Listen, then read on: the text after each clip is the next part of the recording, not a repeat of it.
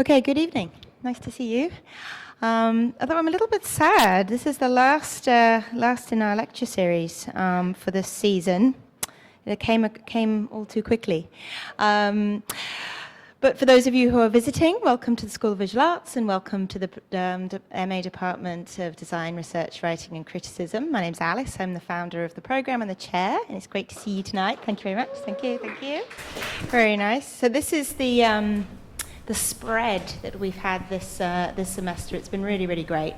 And for our guest speaker, the benefit of our guest speaker tonight, you can see there's a bit of a curatorial thread that's been running through, which is kind of fun. So we'll hope to pick up on some of those themes tonight, for sure. If you've missed any of these lectures that you would have liked to have seen, we do video most of them, and they're on our website, so you can check them out. Got to give a final sort of plug of the season for applications to the program, because we're sort of in the heart of that season right now. So if you know people who are interested in studying design research, writing and criticism in all of its myriad forms, then please do put them in contact with us. Here's a little kind of potted breakdown which we presented at the open house, because some of you might not know, but we've changed the program to a one-year MA. And focused, sort of broadened the focus actually to embrace design, research, writing as well as criticism. So that's what we're up to now. Here's our lovely faculty. And I was just explaining to Beatrice that we actually teach curation as part of the program with Paolo Antonelli and Murray Moss kind of focusing on that aspect.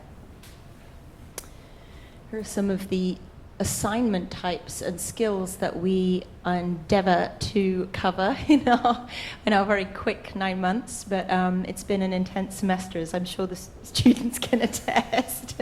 They're coming into the home stretch. I think we're probably about here at this point. And the details of how to apply is really simple to apply, very, very straightforward. They're all on our website, which you can find at sva.edu. You can follow us on Twitter.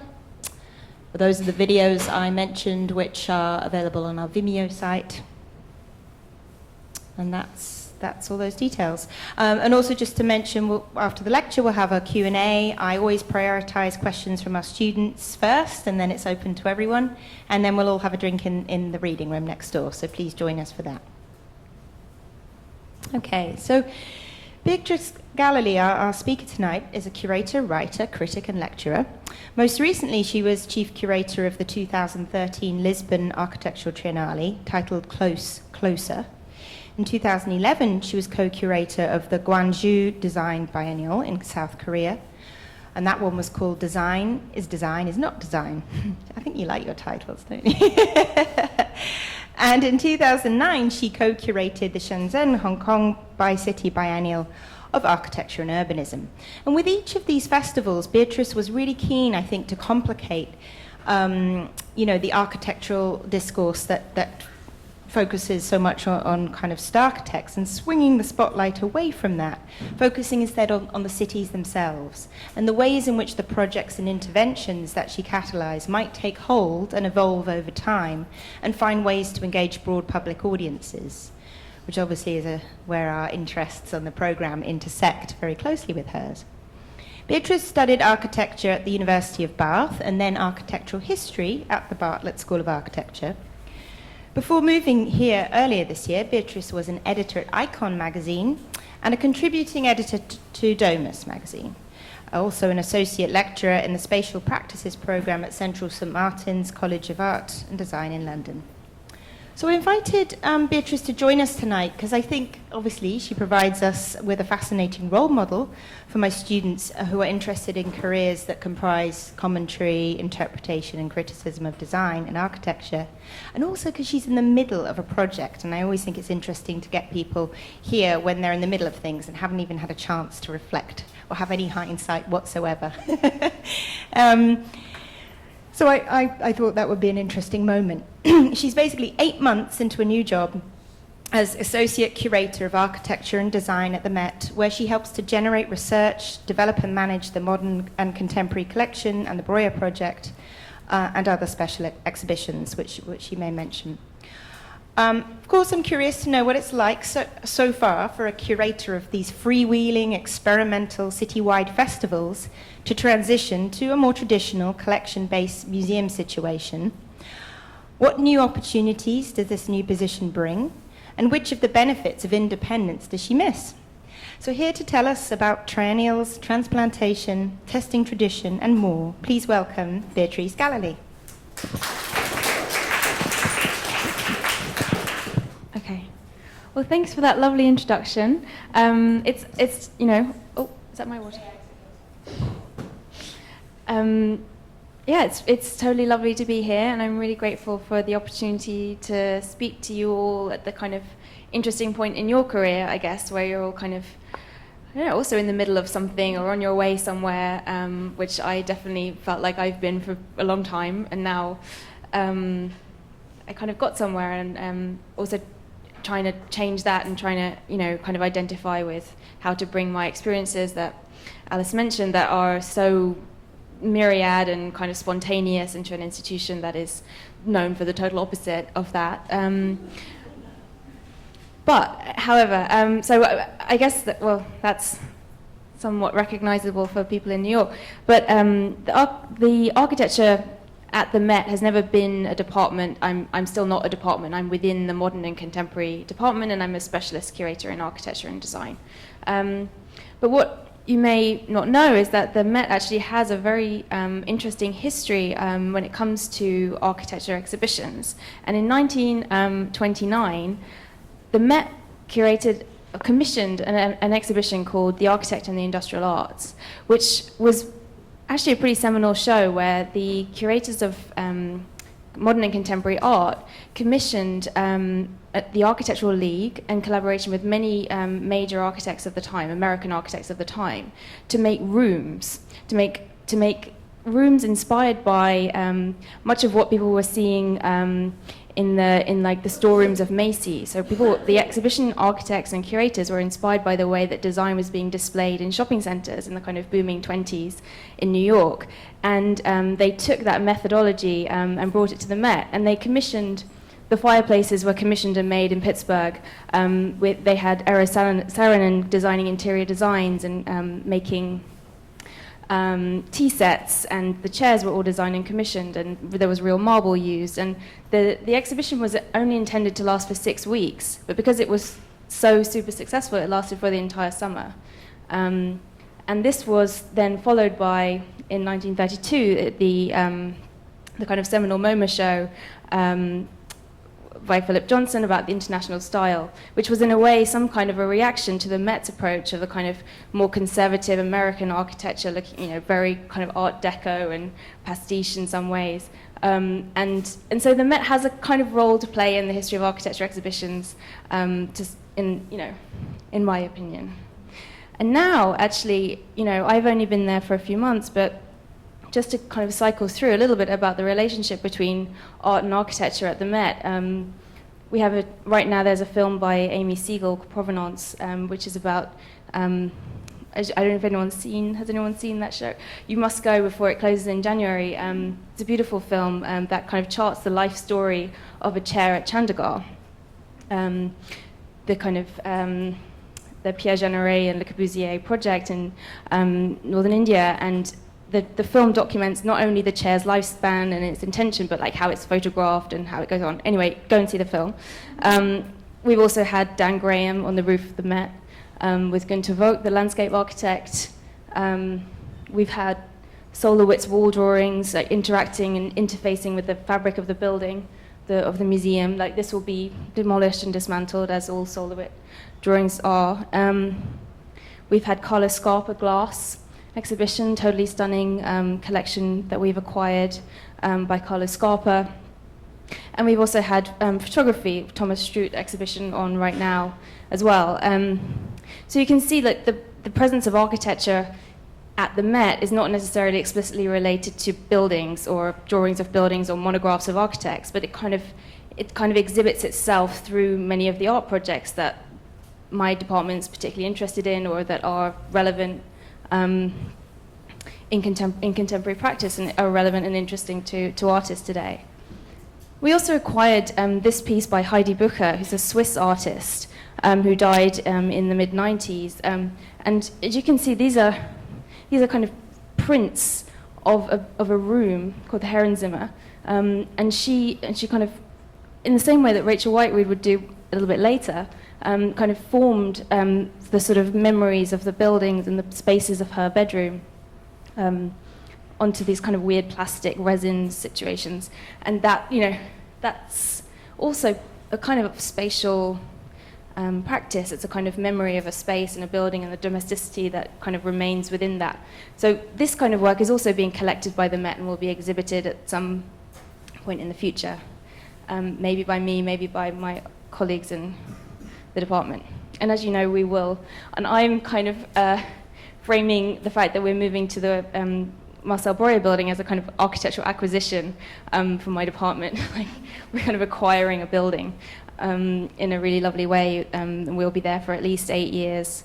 The modern and contemporary department at the Met will be occupying the building and using it and kind of making various little tributes to it. So that's just a little bit about, I guess, what I'm kind of doing now, and I can answer questions about that a little bit later, but I'll just kind of talk you a little bit how I got there. As Alice said, I worked for Icon magazine for some time, which was actually my first job, and it was actually kind of influential and formative in a way to be a curator that has a root in being a critic or being an editor. And you kind of, I worked alongside, I don't know if you've had Kieran Long here or Marcus Fairs. So Kieran Long, who's the design curator at the V&A Museum, Marcus Fairs, who started Design, Justin McGurk, who won a Golden Lion at Venice a couple of years ago, and various other people who went on to start other magazines and so on. So it was a place where people took their ideas, and people who participated in making the magazine went on to go and do lots of other things. And so I guess I kind of believe in magazines for that reason. And we made issues that we tried to make not a space for kind of reflecting what had happened, but for trying to push forward a new principle or new idea. So it wasn't a magazine where we were like, oh, this happened and that happened, but we were trying to say, like, this is happening, or we've decided to put a label on this, and we've decided to ask, for example, for our 50th issue, 50 architects to write manifestos about their own work, or manifestos about the future, or manifestos about the past. And so it was a kind of way of producing culture, even though it was a magazine.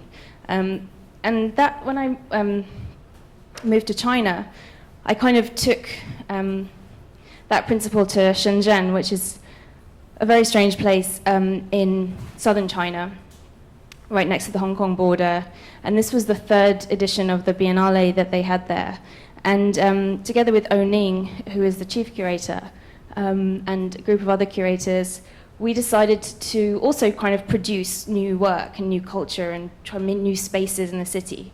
Amongst them was this, which was a little garden that we made it was actually a diagram about the production of food and how much land is required to feed Shenzhen versus the actual footprint of the city. So the footprint of the city is what you can kind of see, that little grey thing in the top right corner, and that's the amount of land that's required to provide sustenance to that incredibly dense part of the world. And so it was a kind of diagram about, like, we grew rice, and there was an agriculture guy from the university who came to sort of tend all the plants, and now, like 5 years later, that's still there, and they have little festivals with the school that coming to pick the plants, and it somehow sort of stayed in the city. I mean, absolutely nothing to do with me or any of the curators. And there was one other project that was quite memorable from that show for me, which was by the Go West project, who was a Dutch architect and Dutch journalist. And they were interested in trying to find a way to talk about what was happening in the west of China, which is to say that most of the action happening in China is on the East Coast, like with Beijing and Shanghai and Hong Kong and Shenzhen and Gwangju. All the kind of conversations about China seem to be happening on the East Coast, and they were interested in what about these cities that have like 10 million people, 15 million people, all in the West, Wuhan and, you know, Chengdu, which is now pretty famous, but, you know, how can they tell those stories without it being really dry and diagrammatic and sort of stats about, you know, what people do or how old they are. And so they came up with this idea, which was, if you want to find out about a city or a place, ask the taxi drivers. They always have a story for you. And so they went to all these different kind of random parts of Western China, spoke to some taxi drivers, managed to persuade 6 of them to drive their cars from the different areas of China, and then filmed them on the drive down to Shenzhen with their wives. Some of them came with their wives and kids. Someone, you know, just took it as a kind of little adventure holiday. And they drove to Shenzhen, and they just parked outside the Biennale, you know, like kind of the office where you bought your tickets. And some people were trying to get into the taxis, like, can you take me to the train station? And the taxi was like, I've got no idea where the train station is, I can barely understand your accent, but I'm from blah-de-blah. And so the idea was that you would fall into conversation with the drivers. So the exhibition kind of was in the city and about a different city, and so it was kind of I just really loved the project, and I continued to work with them for some time afterwards. And then kind of after adventures in China and so on, I started a project called the Gopher Hole with some friends of mine called Aberrant Architecture. And we did loads of kind of slightly odd things in this space, which was underneath a Mexican restaurant in East London. And it used to be a club, kind of weird goth metal club, and we painted the walls white and basically put on events and parties and talks mostly, because we couldn't really afford to do anything else. And this was a dinner that we kind of were commissioned to do, where all of the food, like you couldn't eat anything with, what's the word? Utensils, no utensils. So this was the starter, which was buns, sourdough buns hanging from the ceiling, and you had to inject, you know, your kind of hay oil and your vinegar and mascarpone into the buns. And then we were drinking wine out of a straw, which is a terrible idea. Not to be repeated. And we also organised auctions for Central St Martin's. We had other people come in and do talks. This was a really great lecture series by Berg. We organised a little gala, some friends. Again, I had the Go West project come back and talk about their book. We had somebody else come and do a show about Angola, which was really moving, and was just a kind of one-day thing. He organised some films and had a little exhibition about the sort of situation in sort of post-colonial Angola. And this was all in the space of, I don't know, 18 months or something. So that's just a kind of overview of some of the things that I did, and I wanted to concentrate on 2 shows that I've done more recently that may be of kind of more interest to you guys. First one is the Gwangju Biennale, which, as you've heard, has a slightly enigmatic title, which was conceived by Ai Weiwei and Sun Yao-sang. Ai Weiwei being in prison, unfortunately, for the latter half of the exhibition process in 2011, which was a bit of a drag. But we worked on this show for some time, and the kind of principle behind it was that you can't understand design unless you understand what it isn't. And then when you understand what it isn't, you kind of understand what it is, and it turns out to be the same thing. And so it's just some sort of Taoist philosophy. But yeah, it was design is not design, or do ga do bi sang do. And there was quite an interesting structural principle around that. So we had a named design section, an unnamed design section, and a community section. This is the city of Gwangju, which is kind of like the 5th city of South Korea. And the Biennale is actually a very important institution in Gwangju. It's the kind of major cultural institution of the region. And actually there was, in 19, I forget the exact date, but in the 80s, there was a tragedy that happened after the Korean War and after the kind of government administration was run by the army, and there was protest against the regime, and the army turned on protesters, marching protesters, and 200 people were killed by the army, like teachers and students and nurses and doctors, and it was a real tragedy and a turning point in the history of democracy of South Korea. And Gwangju kind of, it absorbed a lot of this sort of sense of a place of, sadness, or, kind of had a bit of a sort of troublesome legacy.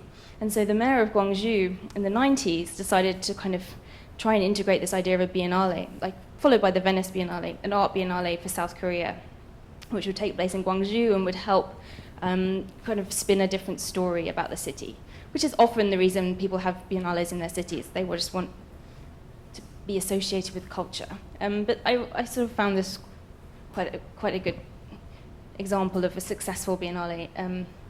Anyway, so back to the show.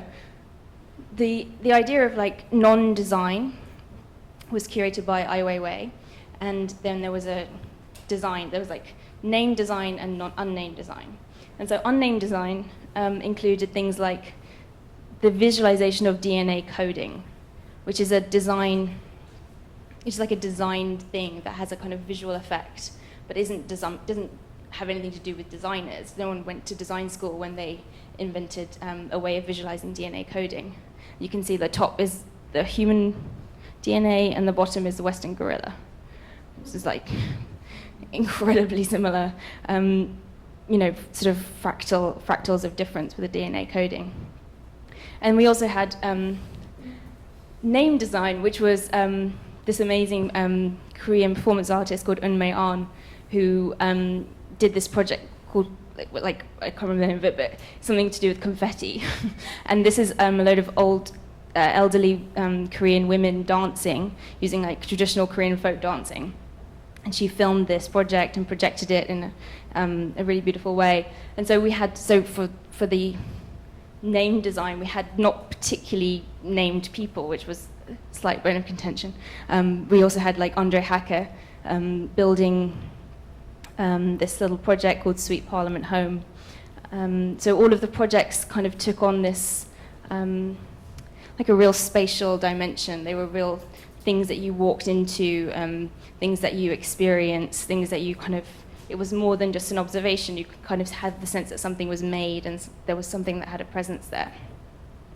Meanwhile, back to unnamed design, global strategies for the death penalty, like different ways in which different countries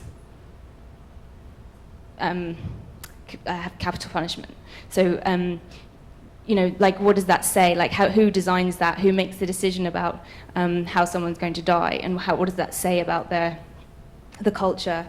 What does that say about design? Who's responsible for it? It was kind of, and then they managed to get, as you can see, sort of accoutrements.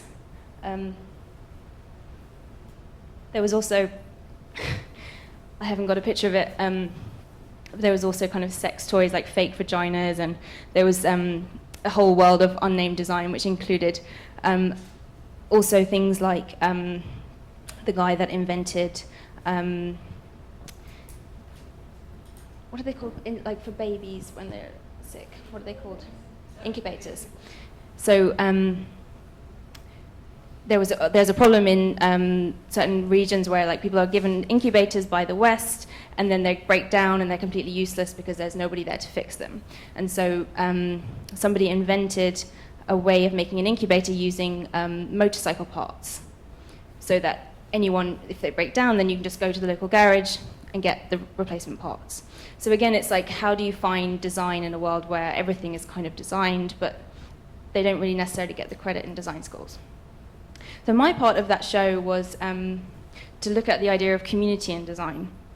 And this is Farm Shop in Dalston in East London, and this is wrongly captioned, but they're called Something in Sun. And basically they found this shop, which was formerly a hairdresser, and they turned it into a farm.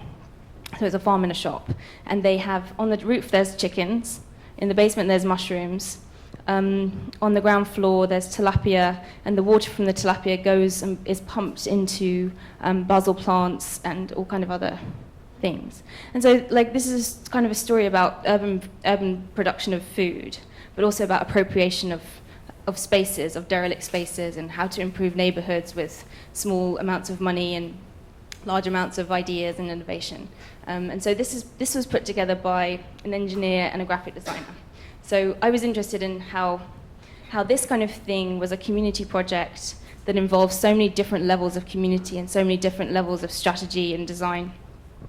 And I asked them to come up with a project for the Biennale. And they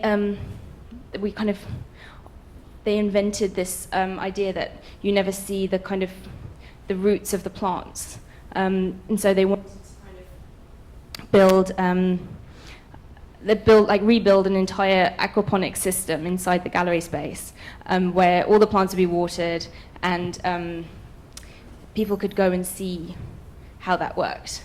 So you kind of walked into this very dark space, where you could see all of these little pipes and water spray being sprayed, and you smelt this really weird smell of roots, and you could see them kind of coming out of the ceiling. So that was Something in Sun's community design project. And the other project that is kind of quite relevant to community was the Wiki House, which is I was interested at this time in 2011 about open source design, which is now quite a, maybe old hat, I don't know. But we kind of tried to figure out how you make an installation or how you make an exhibition to communicate the idea that there's, people that work across continents, that people are designing architecture, that people are making things without ever meeting, and that there's a kind of online, open source community. And so I spoke to some friends of mine called Architecture 00 from London, and I just basically gave them the problem. And they came back with the Wiki House, which is an open source downloadable house project. You go online and you design a house using SketchUp, which is a very kind of Google-based, very easy program to use. You assemble it using modules that they've already given you, or other people have designed, can also design modules, which is a different stage. And then it generates 3D CNC cutting plates from your design. And then you send that to a CNC cutting place, and you have a little house. It's basically, you put it together like you would put together an IKEA kit of parts. They come with all the numbers and everything like that assembled, and there's no bolts. They made the website. We all promoted it as if it was a real project. And this is, bear in mind, for an exhibition. We had, 3 or 4 months to do this. And so what happened with the Wiki House, which was kind of great, was that after the end of the show, they continued the project. They continued researching it. They continued having conversations with the whole open source world of engineers and NGOs and people who were like, well, there's just been an earthquake in Christchurch. Can we have a Wiki House? Is there a way of making this work? Or we are looking at favelas in Rio. What do you think about having Wiki House favelas and so on?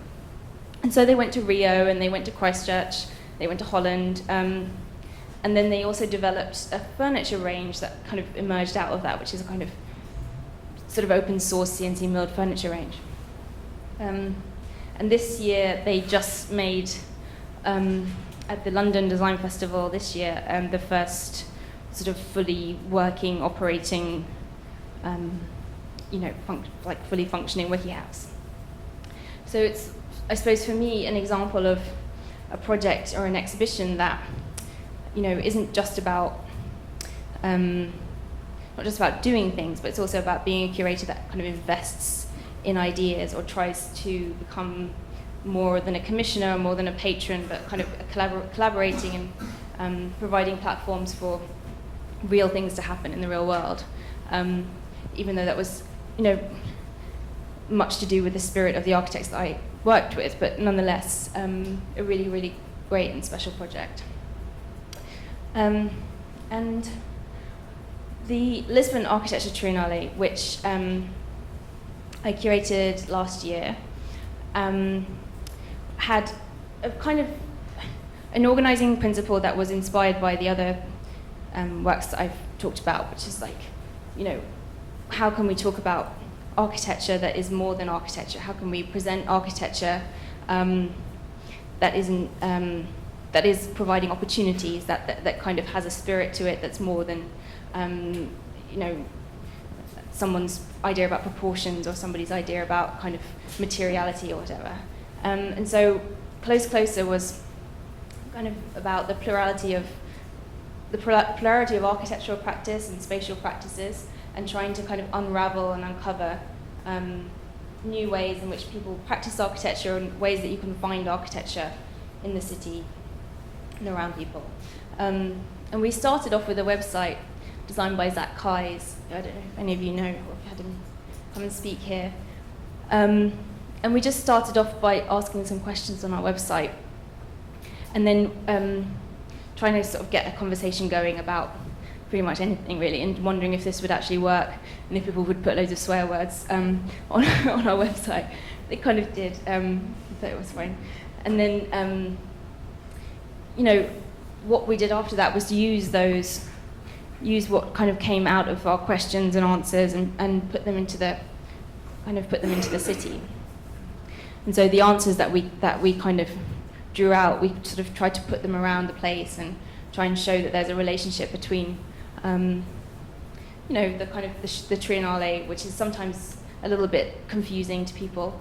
And actually this was a little bit confusing as well, because it wasn't totally clear what was happening. It was just loads of words on the street. But it was really iconic and had a real presence. And so the show involved so many different moving parts, as all Triennales and Biennales do. And one of the really important parts to remember about this is that we were working in sort of Portugal in 2011, 2012, 2013, which was a really, really tough time for Portugal. There was, people were much, much more concerned about whether or not there would be free prescriptions for their grandparents than whether or not there was funding available for an architecture triennale. And so it was tough to kind of, say that this matters. So we tried to find ways of incorporating people and people's, providing spaces for them to be part of it in a way. So we did commissions of 10, I think there was 10 Crisis Buster grants. The Crisis Buster grants were €2,500 worth of a grant that you could apply for. And we had like 150 applications for these Crisis Buster grants. And we also had a project called Associated Projects, where you could, if you didn't get a Crisis Buster grant, or you had an idea for a project and you had funding for it, or you could get together some Kickstarter money for it, or you could find a friend who could host a dinner party and turn that into an associated project, you could do it. And we also had an award for a young architect. And these were some of the associated projects that happened. We had a public radio station, we had performance artists, we had Planning for Protest, which was an exhibition about how, this was in the time of Tahrir Square and Taksim, and all of that kind of public space protests were taking place. And Projects got involved and did a really great show about, and a book actually, which they launched in Lisbon. We had this project down here, was a Kickstarter project. Jaffa Kolb fundraised $15,000 to make this facade installation on a street where the facade had fallen down, and all of those are little pictures of people, all of those little tiles, little pictures of people. So whilst there was our sort of main structural shows that we'd commissioned and had curators, we also, all of this stuff happened. Some of it totally out of our control, and some of it, we really tried to support them. But I think there were 99 associated projects. So it was a little bit out of hand. And we also, this was one of the Crisis Buster projects. So these were, these 4 girls basically used the money to buy a fire truck from Berlin and drove it to Lisbon and sold ice cream out of it. So they kind of fundraised their own, they kind of wanted to make a little business. And they made an ice cream business, making delicious ice creams, and they kind of followed around all the public events of the Biennale, of the Triennale. So they came to, this is in the public square, this is a cafe, I think that's outside our headquarters. And so they were just sort of driving around the place totally illegally, selling ice cream, making no money at all. But it was fun. They were super happy to be participating in it. And this was a project that was done by Exist, which is, you may know them, a sort of Berlin, Paris-based architecture firm who, one of them is actually from this particular beach called Cover de Vapor, which is a really poor fishing village that's actually illegal and came out of an illegal settlement by the ocean. And so because it's illegal, there's no centre for this little community. There's no library, there's no community centre, there's nowhere to have your bike fixed. There's no sort of tool shop or anything. And so out of these conversations with the local people, they managed to get enough money together. We gave them some money, they got some more money, they found some materials, and they basically spent the summer building a library. This is you can see a little skateboarding ramp thing. There's a bike repair shop. They were doing little workshops about making more furniture. And they were there for the whole summer. There was also a kitchen in there where they would cook food and sell beers, and it was super, super nice. And it was really on the beach, right by the beachfront. And when I was there was also kind of traveller family who were parked right in front of this photograph, where this photograph was taken. And the traveller family had decided to help to kind of say thanks for everything. They cooked this giant meal for everybody. So it was a very sort of special project that doesn't really have, and it's not about the design of this, but it's also about the way that the Triennale and the way that the architects kind of worked with the community and tried to solve problems, or try to get involved in it anyway. We also paid for a public newspaper, called, this is Espelio, which means mirror. And they decided to kind of make another run. They already had a newspaper that they were working on, and they'd run out of money, and so we paid for one more edition. And so that's all like without us really lifting a finger. All that stuff happened. One of our main shows was one that you showed at the beginning, was called The Institute Effect. And that was an exhibition that we tried to introduce the concept that architectural production can often be identified in spaces that are not architecture offices. And one of those spaces is institutions and groups. And so we put together a list of people who we thought were making a real difference in architectural culture, whose work and research or whose events and ideas were really changing people's minds about things, or creating new places or new spaces for the city. So we've got Liga from Mexico City, Strelka from Moscow, Storefront from New York, Z33 from Hasselt, also CUP, Center for Urban Pedagogy, also from New York, Designers Politics from the Netherlands, and the Spatial Agency from London, and many others.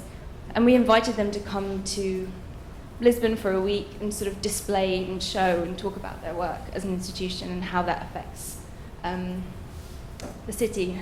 This is by Fabrica, which is the big design school, and they sort of made the infrastructure for the show. So this picture is like all of the things that they designed, and then the whole kind of exhibition design was made out of all of those component parts. Liga decided to get rid of all of our exhibitions and just sort of replace the show with the floor plan of their space, which is absolutely tiny, which is actually smaller than this room, and just sort of made these red ribbons go all the way down this huge, huge corridor. We had workshops.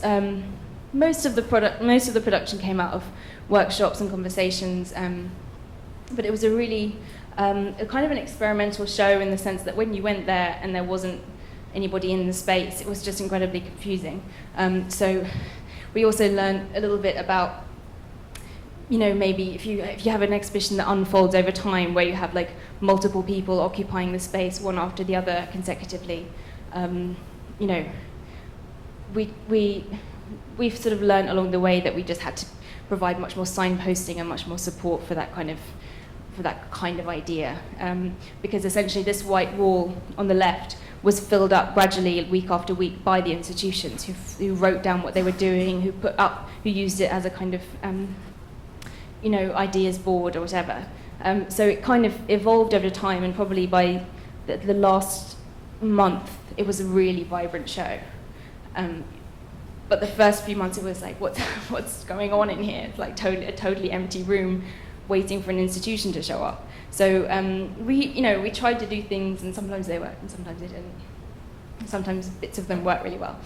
And this was another kind of experimental show which was curated by Mariana Pestana, who was interested in looking at the way that we occupy spaces and how they change over time, and the presence of the host. So it was called The Real and Other Fictions, and she looked at the history of a building and looked at all the different ways it had been used over time.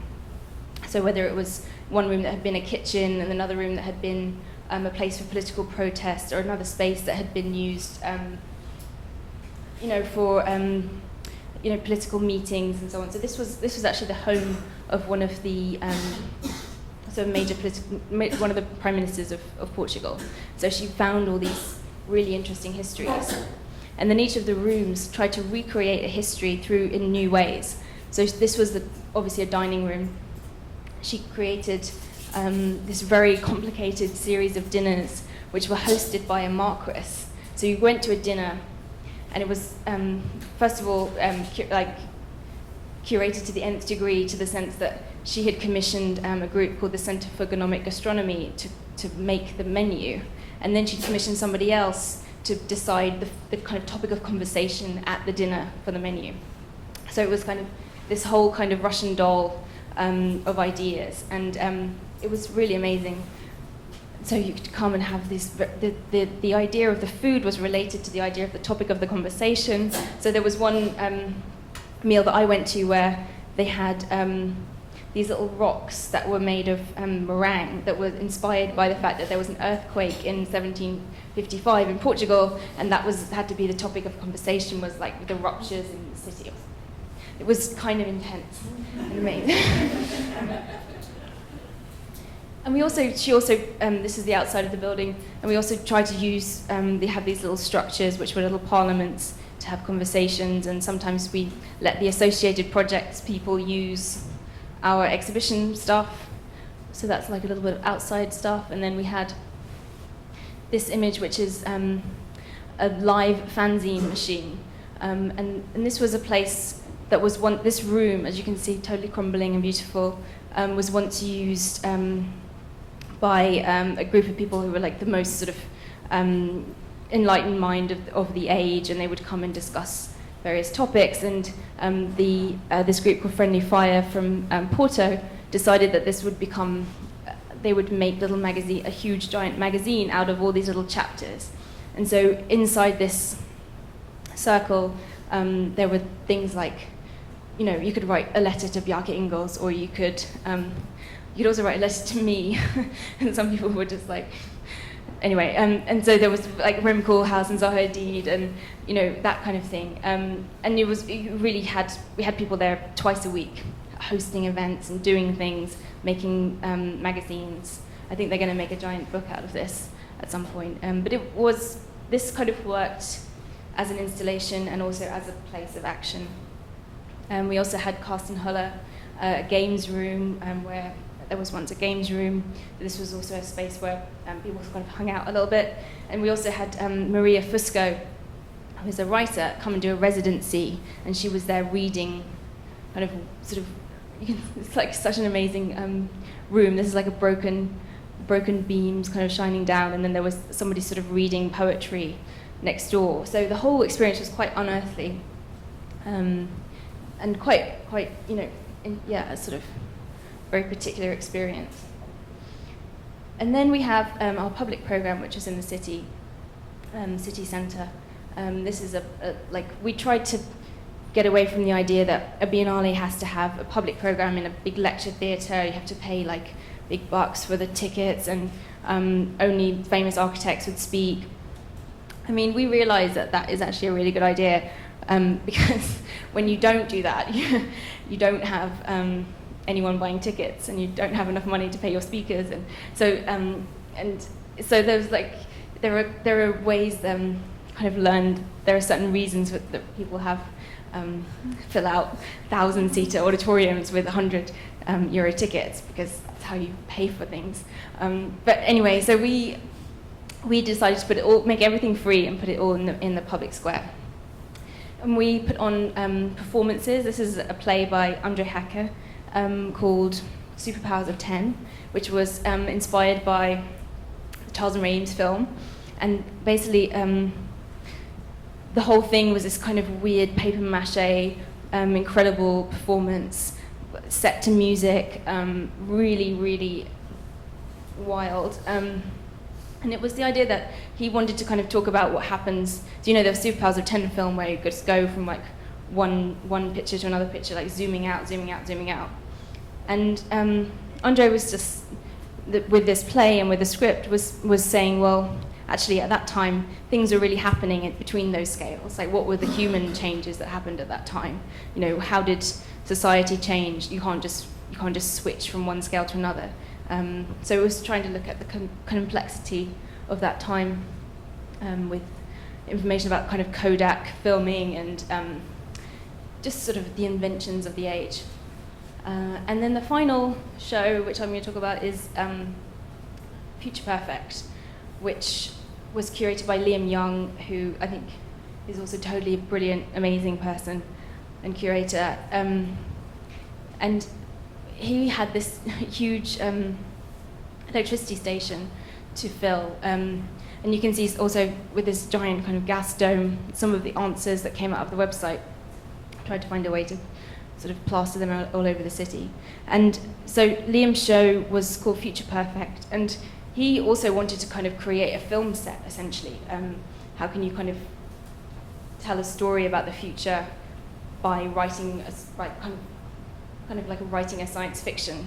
And so inside the show we had this forest, and the idea was that this is a kind of future forest, a future city where the forest was basically technological and was wired up to have certain specific effects. So this was a forest where the fruits of the forest were basically vaccinating grey wolves from certain kind of rabies. So, like, you have to sort of go with it a little bit. So actually the fact that the grey wolves have rabies is really terrible for various things, but so if you get rid of the rabies, then everything in the world is better. And this is by designers called Revertal Cohen and Tuur van Bijlen. And but we had a wolf there, and we made a film, and we had a forest.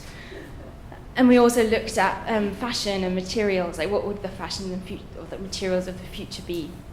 And this is by Bart Hess, who's an incredible fashion designer. And he had this idea about how like the kind of glitch, the idea of the glitch, or the idea of the kind of computer animation would be how people would accessorize themselves. And so we had this pool of wax. So this is water, and then on top of the surface of the water we poured wax, and then this woman sort of was plunged into the wax, and she moved around a little bit, and then when she came out, kind of cracked her open, and then hung the remains of the wax, which has all of the movements of the water sort of embedded in it. It's really amazing. And so again, we made a film of that, and the remains of these dresses that were all hung like, you know, like in an abattoir or something, just sort of hung from a rack.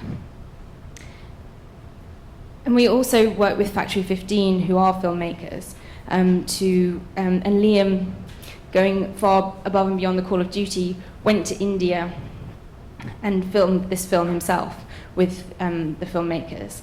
And it was a kind of story called Hide and Seek, which was based on a story that was written by Tim Maley, who's a science fiction writer, and it was really vivid and beautiful, and involved like very many special effects, but was basically the sort of background to the entire show. And so this was an exhibition that we tried to experiment a little bit with how people experience the idea of the future, and trying to kind of provide much more vivid examples of it, like through film or through cinematic things or through installations. And again, this went on to sort of win an award of some description, or so we try to also work with things that would have a life, like an afterlife beyond the Triennale. So I'm going to stop there, and thank you very much for having me.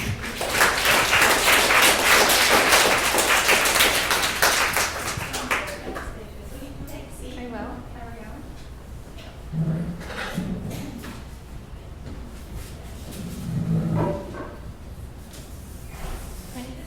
Yeah, it's good. Wow, mesmerizing.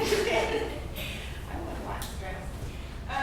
So it's really great. Let's I have a few questions about what you've shown us. You know, just to explain that, and then I would love, as you suggested, maybe we can move forward and be a little more speculative about what's about to happen. It was just so such a mass of work that you were kind of producing, or as you describe it, facilitating. So can you just tell us a bit, I mean, you showed us a lot of projects and details, but can you talk a little bit about the social interactions that happen behind that to make that stuff happen? Because I'm seeing, I mean, I'm just imagining there's a lot of tactics and skills involved. I mean, first of all, language. You've been very cool about this whole thing, but it sounds like you speak Chinese, and no? Yeah, I mean, I learned how to say "don't do that" in Chinese, which was like very important, like words. Well, maybe not even so much language, but the skills of persuasion, because I can imagine the budget is not huge in this situation. So how do you get all these people to do all these things to realize your vision? Yeah, I mean, I think that's probably one of the, you know, when people ask how do you be a good curator, it's like you really have to have the right human interaction skills with people, because you often, I've asked people to do things that are not reasonable at all, and you know, and Mariana, in her exhibition, you know, there were so many things that just went, I'm really sorry, you're going to have to totally redesign that. Turns out that we can't put this much weight on that floor.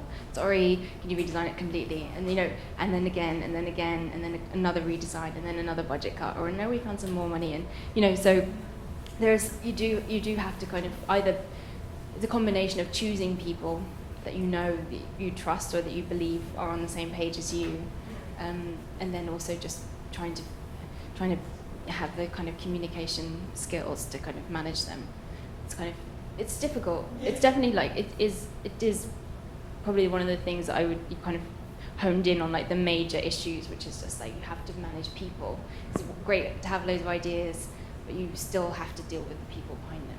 And I discovered, when I started work at the Met, I discovered that there was like a word for people who deal with live artists, living artists, you know, it's like a whole other world. It's like, oh, well, Beatrice deals with living artists, so that's special. Because obviously they just like mostly deal with thousands of, you know, sort of 1,000-year-old objects. And so, yeah, I think it's a very specific type of work for that reason. And I wonder as well, I mean, I really appreciate the way in which all these projects are designed to, like I mentioned in the introduction, kind of attempt to engage the public within the city beyond, you know, the architecture gap. So tell us a little bit about whether you think that was a success or not. I mean, in the case of Lisbon, because that's much recent in terms of these, you know, Portuguese who are basically going through austerity measures, and you know, There was a real difference. I mean, there was no one sitting on the fence with that show, really. There were people who thought that by not focusing on the strengths of Portuguese architectural history, like Caesar and Sousa de Moura, and the major school, which was Porto, that the show was like undermining the future of Portuguese architecture, because they felt like you should be supporting young architects and saying how great Portuguese architects, so they can all get jobs and so that people will hire Portuguese architects, which it was a kind of, I thought, a really bizarre idea that, like, that's what an exhibition should, I just disagree with that. But what we did find was that the people that really responded so well to the show were young women. And so I think 8 out of the 10 crisis busters were all female. Yeah, the photos kind of show that. Yeah, and the architects that participated, there was also like largely, I think we managed to get 50% women in the show, which is a very high percentage for architecture. And so there was a sense that, and people mentioned it to me afterwards, that it was just this kind of a rock that was thrown into a very still pond, and it did change the kind of dynamics a little bit. And for sure, not everyone liked it, and not everybody showed up to the talks and all of that. It was hard to get people to realise that there was a kind of a shift that they had to take, like not worshipping famous architects, but you can do something yourself. And so the people that decided to do it themselves, like, there were quite a few of the associated projects were people who were like, we've decided to hold dinner parties and to talk about things, and so please come to our dinner parties. And those people that really went for it got so much out of it, I think. Could that be seen as sort of elitist in its own terms and exclusionary? I mean, did the actual like citizens of Lisbon come and participate in things like that, or did they feel? The ones that didn't think that they were going to an architecture show loved it. Okay. Yeah, if architects didn't really get it, but I think the people that went to it not having any expectation that they were going to see an architecture exhibition were really enthralled and delighted and found it really special. And those who had different kind of expectations were in a way, we didn't manage their expectations properly, which I think is a communication issue for the whole Triennale. But on the whole, I think people did come. Yeah. Let's go back to what you just mentioned, which was, fair enough. Some people expect a Triennale or a Biennale to do that job, promoting, legitimising, boosting a profession, whether it's architectural design or whatever. So what was the brief that you then gave yourself?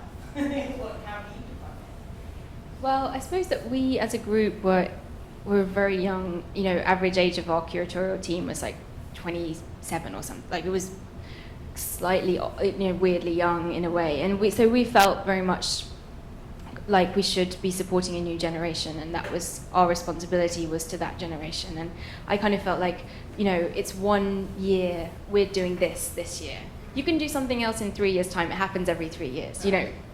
Go back. You have an entire country full of incredible architecture. People go to it all the time. Your cities are filled with it. All we want to do now is focus on another way of talking about architecture for 3 months. What's the big problem? That was my kind of approach, was just like, this is how we're going to do this, and we're not really going to feel the need to mediate that. And so that was just the decision that we made. We could have mediated it, definitely, but we didn't. But it was interesting as you were going through, you were doing your own self-reflection, and this idea that actually through all of these incredible wild experiments, a lot of the learning experience was kind of moving you towards a more traditional kind of point of view, right? Oh yeah, maybe lectures is not such a bad thing, maybe we could explain this or that, or add captions or something like this. So, fast forward a little bit, here you are, in a more traditional situation. What do you think you can take from all of that and insert into the net? What do you think will work there, and what will you just have to say goodbye to? Well, I mean, there's definitely there's things that I just want to say goodbye to. I'm just so tired of doing those kind of projects. So I'm kind of it's totally fine to me to leave behind. Please, can you do this for €1,000? I'm very happy not to have to do that again. but I think I'll try. They chose me. They want some kind of a new view on architecture, and I'm not going to make totally radically different exhibitions for sure. But you'll see. I can't really like. I mean, we will definitely. I definitely can't do that much different. Like I can't really do anything radically different. Small interactions. Yeah.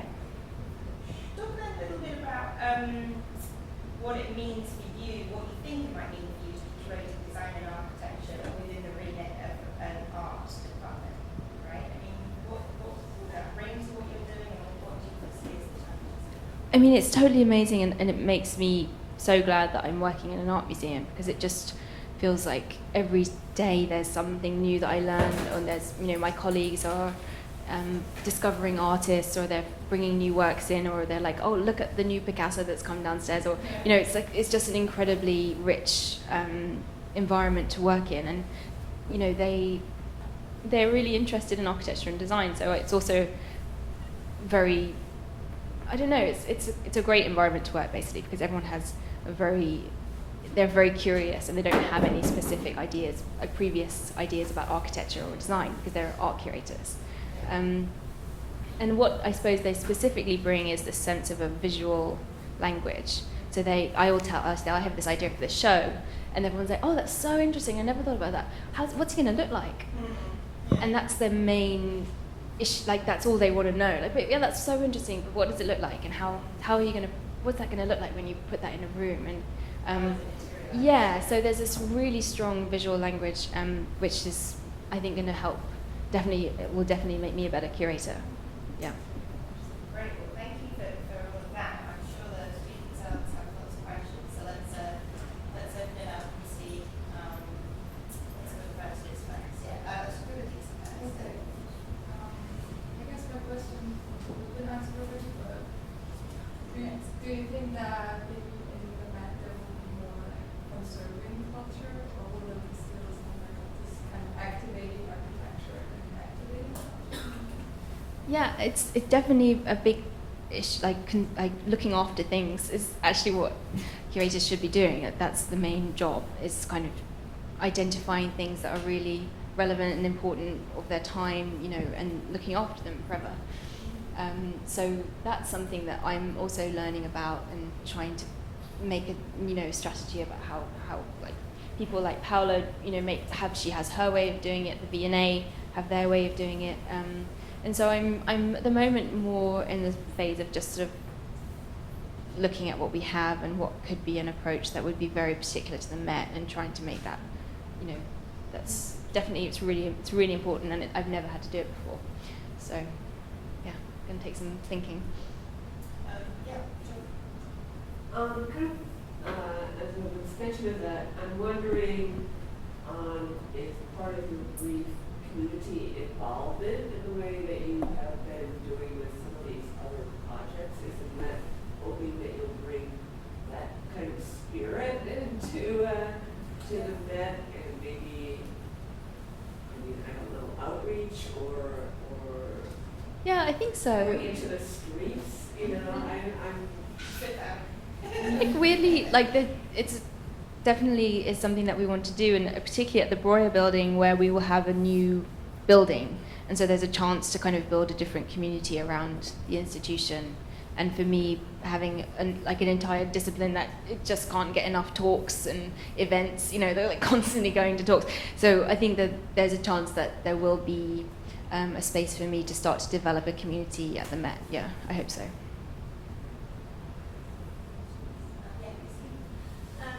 I almost forgot while you were speaking about the projects that they were related in some way to architecture, because of how dynamic and how cross-disciplinary they were, and it just seems like there's a lot to be said in the active piece to your work, and the different people and roles that you bring into that on a recurrent, consistent basis.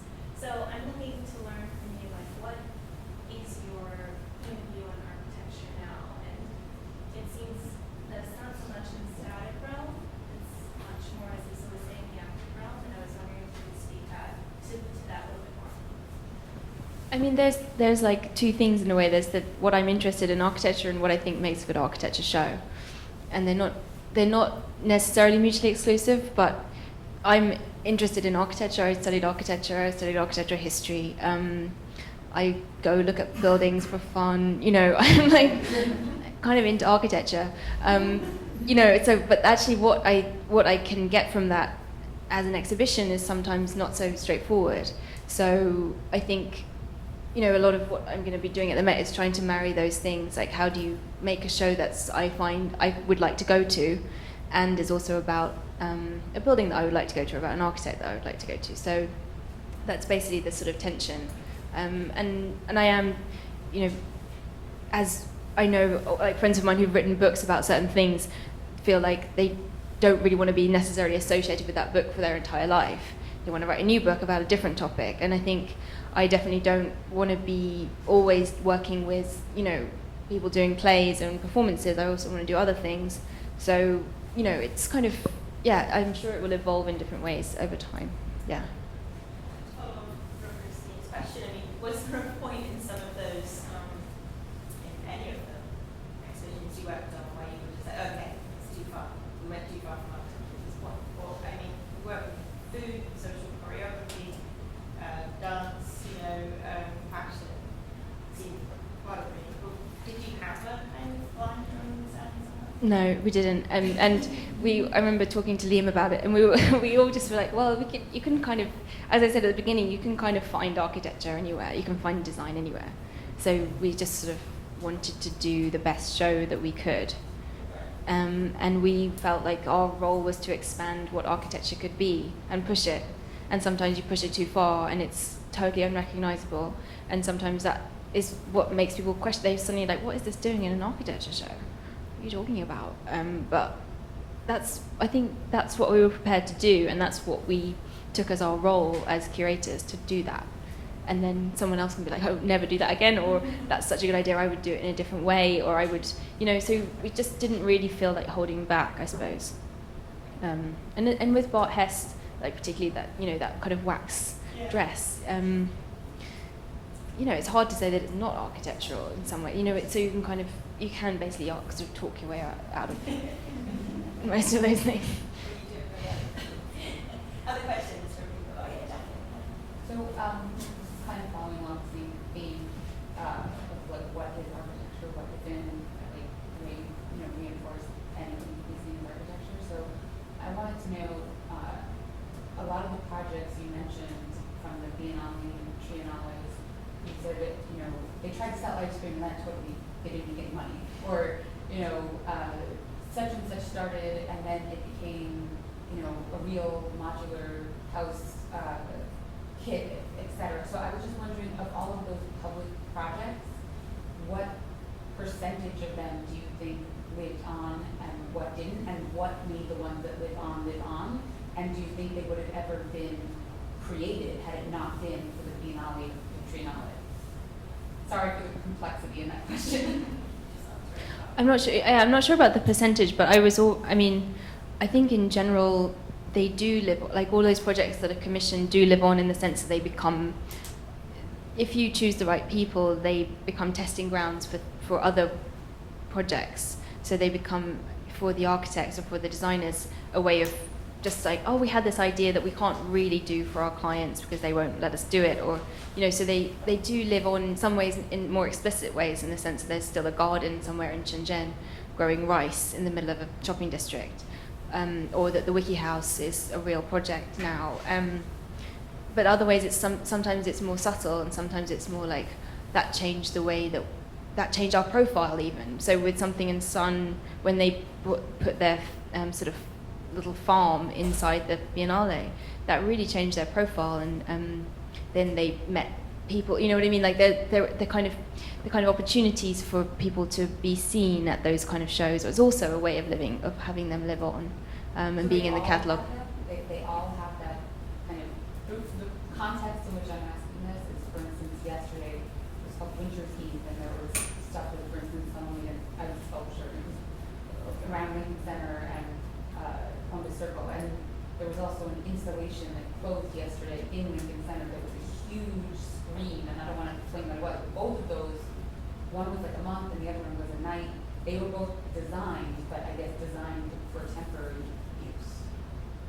Do you understand what I'm not sure it's making sense.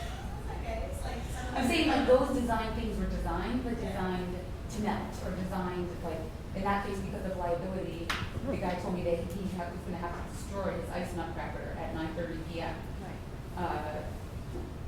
So I thought that was more like what you were describing, but it sounds like these projects are funded for a long enough time and get enough interest from the community of artists and visitors that they basically invite them to live on. I think there's something else that's kind of embedded in that, which is that, you know, like an ice sculpture in Lincoln Center comes with, what they got out of that was probably a fee. You know, whereas with biennales, what people get out of it is the project, because they don't get paid properly for those things. And so they do it because they do it. They what? They do get paid for it. Who does? There was another ice sculpture thing. Yeah, that's what I'm saying. The ice sculpture guys get paid. So Oh, I thought you were saying their thing melts and they get paid for it, and then they're like, okay, bye, I'll do another one that I'll get paid for. Whereas there's a different kind of value to the projects where people are doing it because they want to do it or because they see it as an opportunity for doing it. And so that imbues the whole thing with a different agenda for the person that's, you know, that's being commissioned. Than if you're being commissioned by whatever Nike to do something, you're kind of like, great, I'm going to do something, it's going to be disposable, but it's fine. Whereas sometimes because it's a biennale or a kind of cultural thing, or a curator asks you, it maybe changes the way that you would take on the project and how you might try to get something more out of it than money. Like, oh, maybe we could start something which we could then try a bit further along, da-da-da. You know? So I think that's probably how I would answer that. Let's see, those more questions, yeah.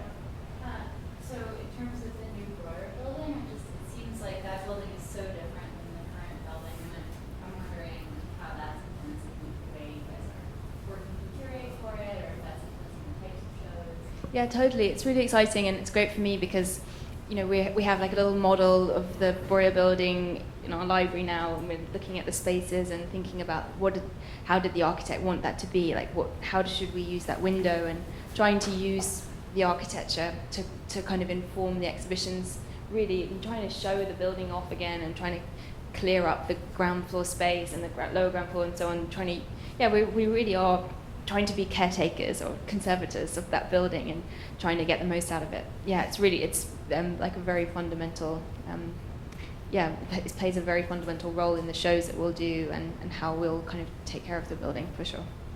So when you move out in the spring, right, so when do you project that you guys will be able to... We'll open in the spring 2016. Right, that's fine. Other questions?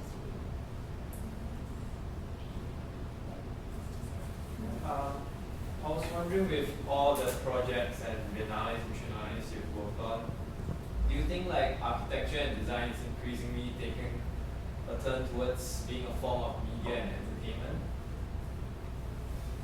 Yeah, I think that's probably true, and I think I don't know exactly sort of how to describe why that's true, but yeah, I think that, you know, also the imagery that's generated by all these things is just so wild. Like, there's just so many places that people want to read about them and see them and go to see them. So there is a kind of, it produces media, and it is media in itself, I guess. And I think that, I guess more formally, the way that we use design, you know, it kind of communicates so much more than it ever did. So I think that, like, when it goes into an exhibition or whether it's on TV, I think that there's a kind of design language that people are very comfortable with talking about now. But yeah, I think that's probably true.